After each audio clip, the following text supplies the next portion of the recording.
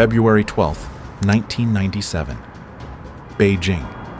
A 73-year-old man in a dark overcoat steps out of a hotel elevator and counts the exits. 2 North Korean minders trail him, close enough to grab him. Outside, a delegation car waits to take him back to Pyongyang. He has maybe 30 minutes. He is not a starving refugee at midnight. He is an architect. Hwang Jang-yop built Juche, the ideology in every North Korean textbook and the country's constitution. He held one of the highest posts in the state and taught Kim Jong-il to speak ideology like scripture. For 50 years, he helped construct the most airtight dictatorship on earth. Now he's about to walk into the South Korean consulate and betray it. If he succeeds, the regime will punish his wife, children, and grandchildren using the rules he helped write. Reports say a 15-car train will transport roughly 500 people connected to him into camps he helped legitimize. He knew this would happen. What did he see in his own creation worse than sacrificing his bloodline? And what did the regime do to his family? He was born in 1923 in a Korea that does not belong to Koreans. The Japanese Empire runs the peninsula. Names are rewritten, schools are converted, futures are assigned like ration cards.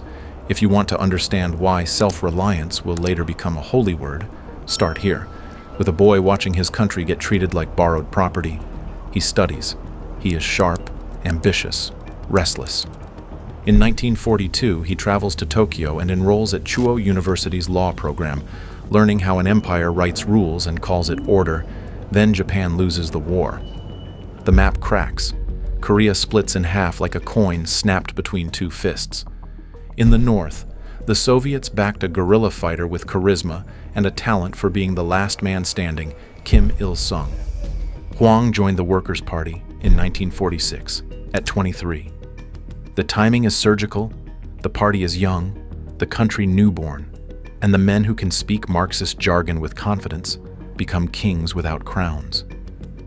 By 1949, the regime shipped him to Moscow. Officially, it is study. Unofficially, it is filtration. Learn the doctrine, learn the methods, learn how to believe without blinking. He stays until 1953, absorbs Marxism-Leninism the way some people absorb religion, with total earnestness and a little fear, and marries there too, a woman named Pak Sung-ok, a partnership forged inside the same ideological furnace. When he returns to Pyongyang, he rises fast.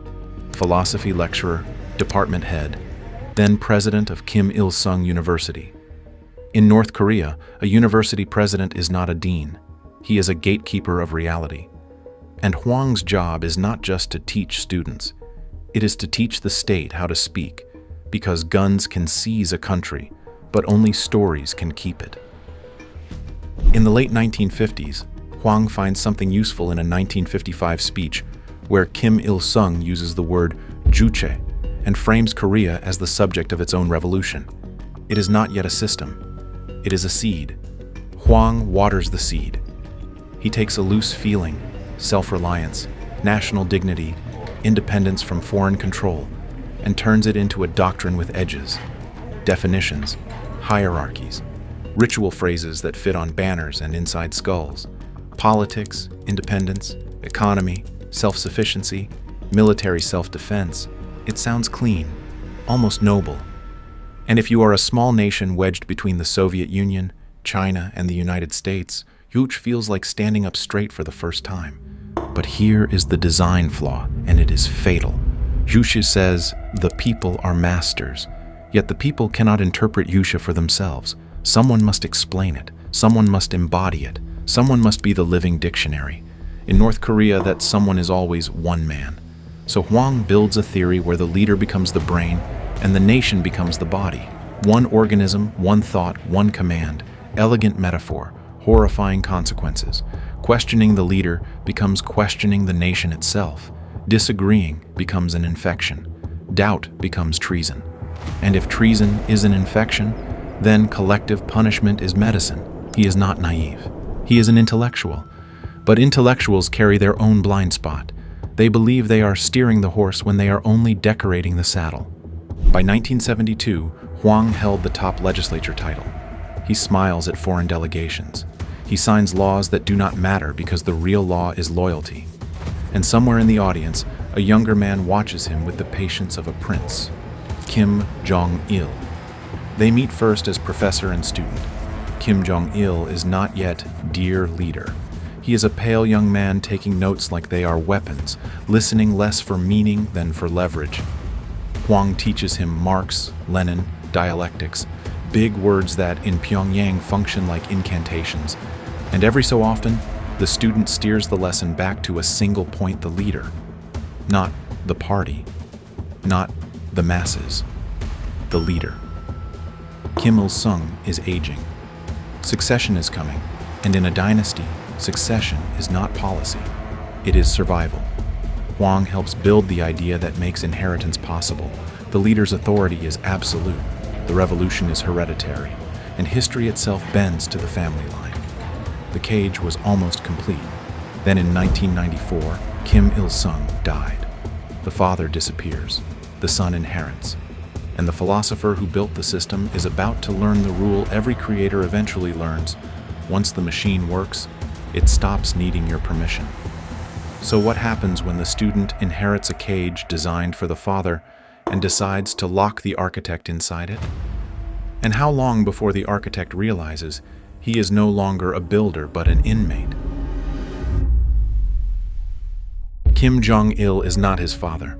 Kim Il-sung was a guerrilla-turned-patriarch, outgoing, theatrical, willing to listen because he enjoyed the performance of listening. He held meetings, he joked, he demanded love like a tax. Kim Jong-il rules like a man who expects betrayal. He works at night, he uses private channels, he speaks through notes and intermediaries. He does not ask for opinions. He tests fear. If Kim Il-sung is a campfire, Kim Jong-il is a locked room with a single bulb, always on, always watching. Hwang has known him for decades, has taught him, and has advised him. And after his escape, he describes Kim Jong-il with a phrase that sounds like a clinical diagnosis: extremely egoistic. This matters because Juche is not a poem. It is a weapon, and a weapon in the wrong hands does not misfire. It gets aimed. Under Kim Jong-il, Hwang's people-centered language flips. The people are no longer the masters, the leader is. Juche becomes less self-reliant and more self-worship. Imagine inventing a philosophy called self-reliance and watching it mutate into depend on me or die. That is not a twist. That is the manual being read correctly. Then the world changes. The Soviet Union collapses. Subsidies stop. Oil stops. Trade stops. North Korea's economy, already brittle, shatters, and the country enters the euphemism phase. The famine became the arduous march. It is not arduous. It is lethal. From the mid-1990s through the late 1990s, hundreds of thousands, possibly more than 1 million, died of hunger and hunger-related disease. Numbers vary because dictatorships do not publish death certificates for embarrassment, and because mass death is harder to count when the state refuses to admit it happened. But Hwang does not need a spreadsheet. He has eyes. He travels domestically and sees factories standing dark because the grid has collapsed. Fields crack open without fertilizer. In provincial towns, children's hair turns reddish from protein deficiency. Their bellies swell with edema. Their bodies consume their own muscle tissue to survive one more week. Hospital corridors fill with patients no one can treat because the medicine ran out before the food did. He also sees something worse: loyalty surviving famine. A logistics officer tells him they can die of hunger with no problem if it is for the leader. A human being has reduced his own survival instinct to a political slogan. That is Juche working. That is Hwang's architecture holding steady under stress, performing exactly as designed. The question now is whether Hwang recognizes what he is looking at before it swallows him whole. Kim Jong-il faces a choice: feed the people or feed the machine. He chooses the machine. He understands reform is dangerous. Opening markets means opening minds. Opening minds means comparisons. Comparisons mean the end. Hwang proposes changes, pragmatic loosenings, Chinese-style reforms, not because he suddenly loves capitalism, but because he can do arithmetic. A closed economy plus a collapsed patron equals starvation. Kim Jong-il refuses. Even when he privately admits reform makes sense, he fears it will crack open every buried truth, the purges, the camps, the blood, the lies, the entire back catalog of what the state did to survive. If he opens, it all comes out. So Hwang loses leverage. Meetings stop. Calls go unanswered. Invitations evaporate. You do not get fired in North Korea. You get erased. And now Hwang sees the final irony. The ideology that once made him untouchable is being used to make him disposable. He built a system where only the leader is essential. He is not the leader. He is a footnote with a pulse. Then comes the trip. Late January 1997, he left Pyongyang on an overseas visit, first to Japan, then China. Officially, a lecture tour. A last mission for Juche. Unofficially, it feels like a test, or a trap, or both. At the gate, his wife comes out to see him off. She adjusts his coat. She smiles the way a loyal spouse smiles in a state where loyalty is oxygen. He could tell her. He does not. Because if you speak the truth aloud in North Korea, it becomes evidence. So he says goodbye with his eyes, not his mouth. He turns away. He walks to the car. This is the last time he will ever see her, and the question is no longer whether he can defect. It is whether he can leave knowing the state will punish his wife, his children, his grandchildren, using the exact rules he helped write. But there is a darker question beneath that. One, does the system even need to punish them? Or has it already turned them into hostages the moment he walked out the door? Tokyo is supposed to be the exit. Hwang stands in front of an audience and delivers a special lecture on Juche.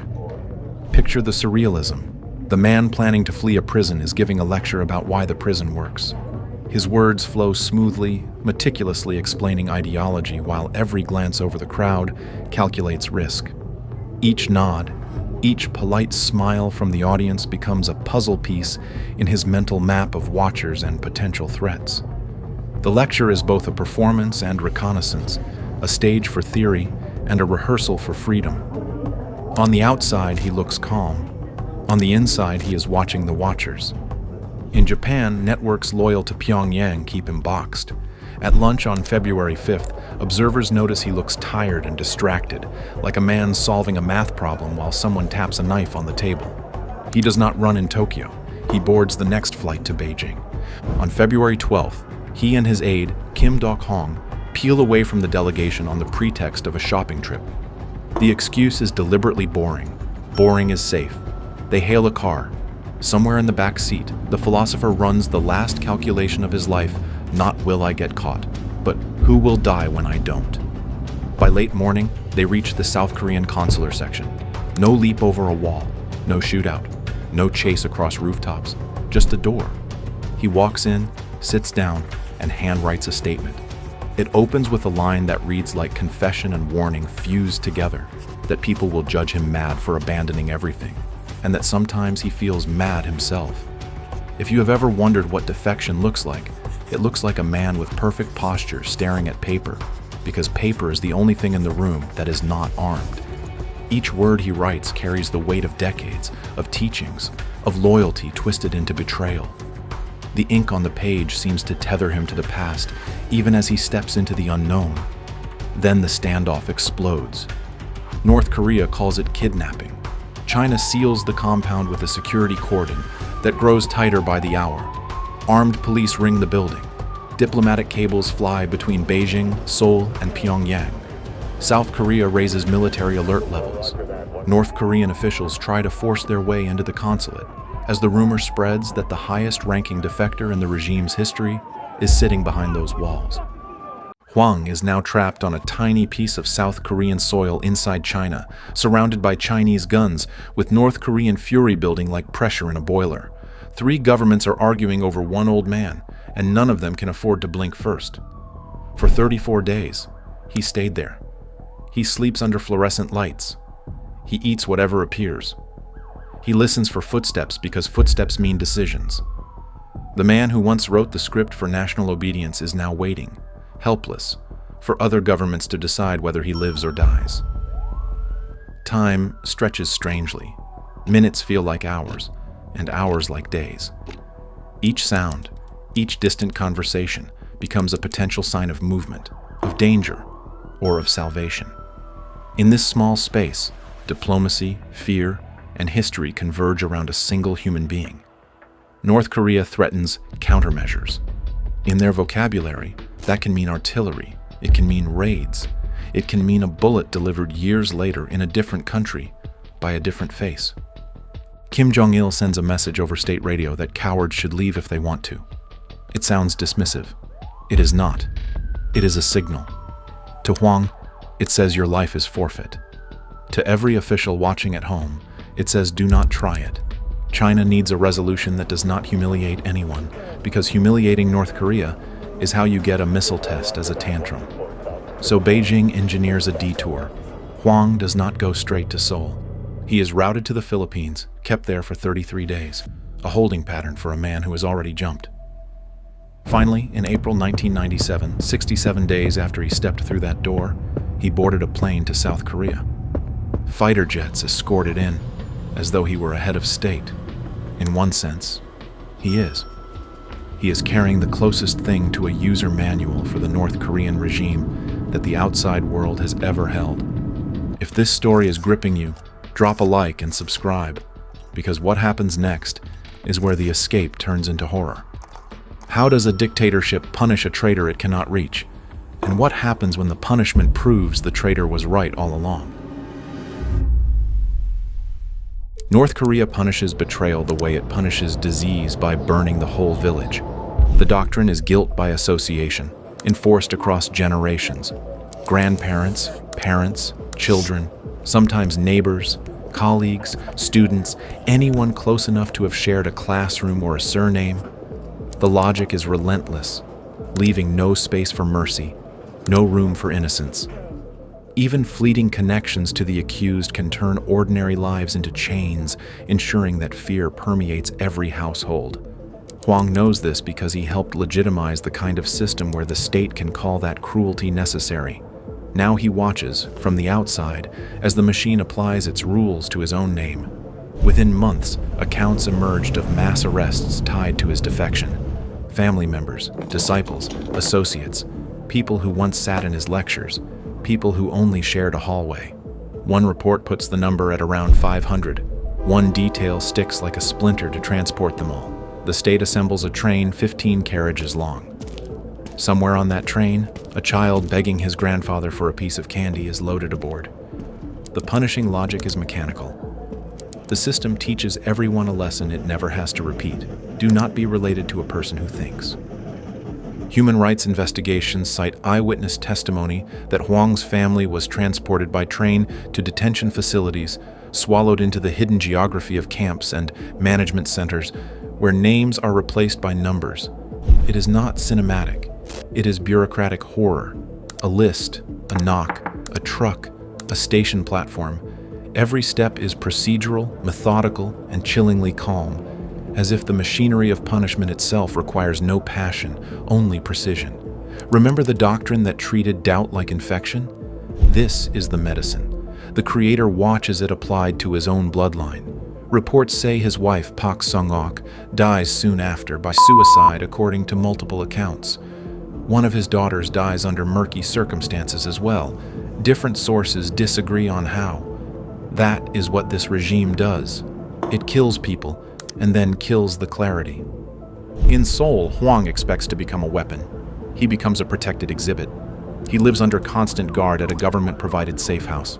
South Korean intelligence debriefs him, and they would be insane not to. He knows how decisions are made inside Pyongyang. He knows how loyalty is manufactured. He knows which generals smile and which ones mean it. But South Korea has a problem with politics. By the late 1990s and early 2000s, Seoul leaned into engagement. The Sunshine Policy grows teeth in a smile.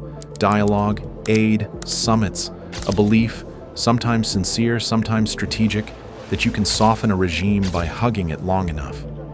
And Hwang is not a hug. He is a siren. His existence complicates diplomacy. His warnings offend people who need optimism to sell policy. He criticizes, he pushes, He refuses to perform the cheerful script of, "Let us not upset Pyongyang." So he is sidelined. His travel is restricted for safety. His public role shrinks. He is removed from a key research post. He complains that the South wants him quiet so it does not embarrass the engagement project. The man escapes a dictatorship and immediately runs into a democracy's preference for convenience. Then the third cage arrives. Assassins. In 2010, South Korean prosecutors announced that 2 North Korean army majors had entered the country posing as defectors. They had trained for years for this single mission. They traveled through Thailand, entered the resettlement pipeline alongside genuine refugees, and were told to monitor Hwang, get close, and prepare to kill him. One account says their orders specified slitting his throat. The regime sent killers disguised as victims into the very pipeline built for victims. It weaponized the one system designed to protect people fleeing its control. Hwang's reaction is not panic, it is resignation. He says there is no difference between dying of old age or being killed by Kim Jong-il, because to him, death is not the crisis. The crisis is the fact that his creation still wants his throat. If a prison can hunt its architect across borders, and even a democracy cannot fully set him free, what chance does anyone inside the prison ever have? And does the architect's guilt grow or shrink the longer the prison stands without him? He keeps working anyway. Hwang writes more than a dozen books, essays, lectures. He founded a think tank, the Democracy and Unification Advisory Council, and fills it with other defectors and academics who share his conviction that the regime can be weakened from the outside if anyone bothers to try. He turns philosophy into blunt force, trying to make words sharp enough to cut through propaganda that he personally helped harden. His writings mix personal memoir with strategic analysis, offering insight into how ideology manipulates obedience and fear, and why even the smallest cracks can destabilize a regime built on silence. He also discovers a new kind of loneliness. In North Korea, everyone pretended to agree with him because agreement was survival. In South Korea, people disagree openly, and they do. Some call him a hero who risked everything. Some call him compromised, a man who profited from tyranny for 50 years before his conscience finally twitched. Some call him useful. Some call him dangerous.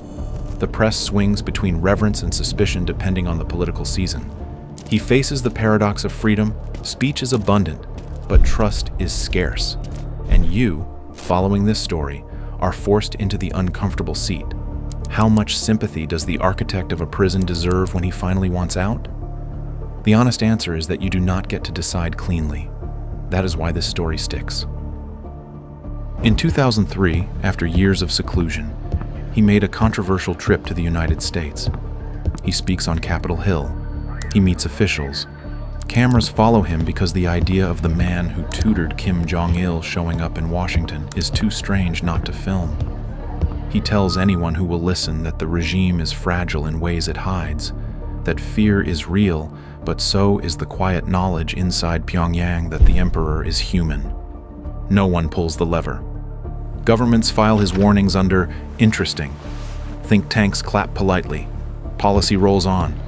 Because the world loves secrets until the secrets demand action. October 10th, 2010. Seoul. He is found dead in his bathtub. Police say heart failure.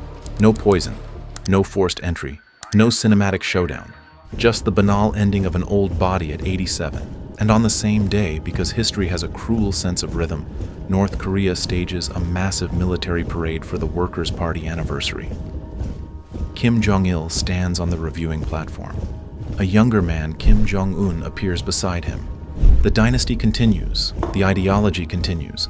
Juche still sits in North Korea's constitutional language as a guiding principle. Whatever name the regime gives the era, Kim Il-sungism, Kim Jong-ilism, the operating system remains. Hwang escaped the country. But the country did not escape what he built. He spent the first half of his life constructing a cage so complete it could run itself. He spent the second half horrified that it no longer needed him. And maybe that is the final terror embedded in this story. The monster does not die when its creator walks away. It eats in his absence. It teaches children to recite the script he helped write. It flattens doubt into silence. It promotes the obedient and disappears the curious. It runs the trains on time, even the ones carrying prisoners. Somewhere in Pyongyang right now, a guard does not need to do anything heroic. He only needs to turn the page in a textbook, because the cage is not made of bars. It is made of belief. Hwang Jang-yop walked out, but his blueprint stayed behind. 25 million people still live inside it. And somewhere, a child recites his words without knowing his name. Proof that some prisons do not need guards, only ideas. If you think Hwang's story is unique, consider a 2022 case a North Korean defector escaped, then swam back across the freezing Yalu River. His story, including the risks he took and the twist with South Korea, is covered here.